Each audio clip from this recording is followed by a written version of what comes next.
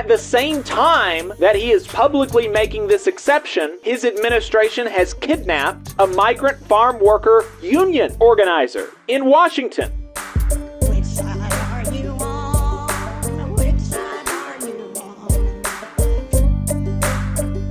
One of the big things that the Trump administration has been doing has been around deportation. We spoke about some of the other deportation stuff, but obviously there's been a lot of concern, like from businesses that utilize undocumented immigrants, about their workers being deported.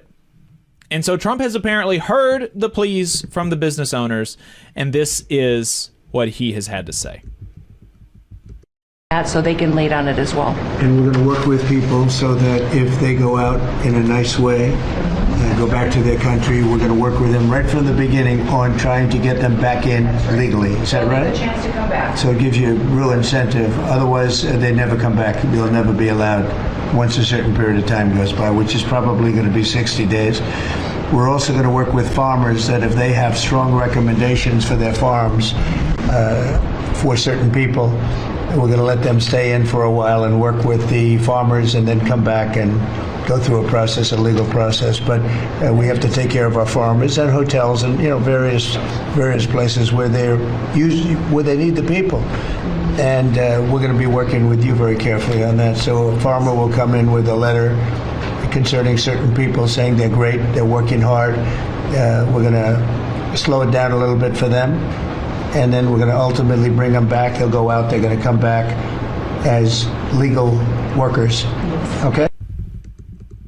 So there you go. Very clearly, Trump seems to be willing to make an exception for undocumented farm workers and hotel workers at the behest of their employers. But at the same time that he is publicly making this exception, his administration has kidnapped a farm worker, a migrant farm worker union organizer in Washington.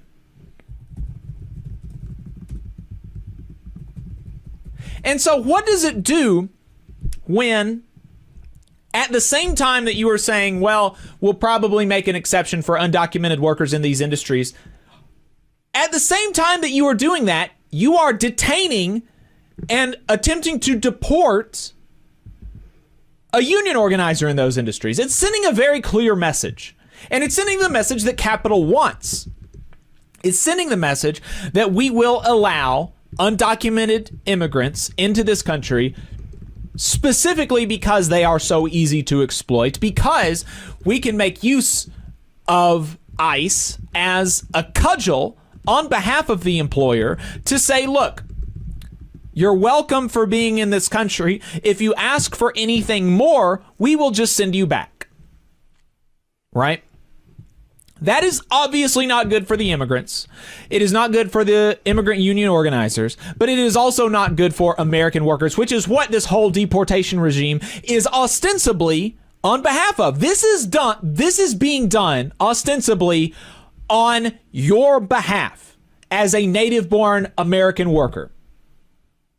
How does it help you to be harassing and deporting union organizers, people who are directly responsible for lifting the working conditions up of undocumented immigrants in the farm industry? How does that help you? The answer is that it doesn't, because that it takes away one of the few mechanisms that are lifting up wages and working conditions in this industry that is so heavily dominated by immigrants. It is taking away one of the few things that lift, one of the few pressures up on wages and working conditions, so that the overwhelming force of the pressures will be down. And so it's all sorts of muddled and, all sorts of muddled if you are taking them at face value, which you shouldn't. You should realize that what they are doing is they're doing the thing that supports capital, which is allowing the border to be sort of porous, to allow some people through, to allow some undocumented folks to stay because they are so exploitable, because it benefits people who make profit, right? I think, and so what would actually help you as an American-born worker would be to create a pathway towards permanent residency and citizenship for the undocumented workers here so that they can stand up and assert their rights without fear of being targeted for deportation like this farm worker organizer in Washington. His name is Alfredo Lalo Juarez. His immigration status is not known. ICE is not saying whether or not he is an undocumented worker or he has deportation proceedings or anything. They have made no allegations of him having violated the law. The only thing that anybody can think of is that this is because of his union organizing. And there has not been any reporting since he was kidnapped well over a week ago.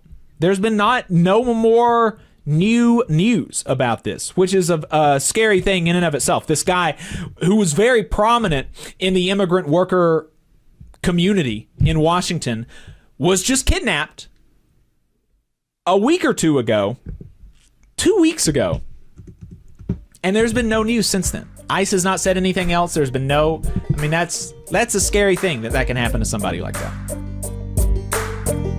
You just saw a clip from the Valley Labor Report. We are live every Saturday morning from 9:30 a.m. till 12:30 p.m. And we pride ourselves on keeping all of our content free to everybody so that we can talk to as many working folks as possible. If you support the work that we're doing, you think that it's important, you think that it's good, then consider making a monthly contribution to the project, and you can do that on our website, tvlr.fm.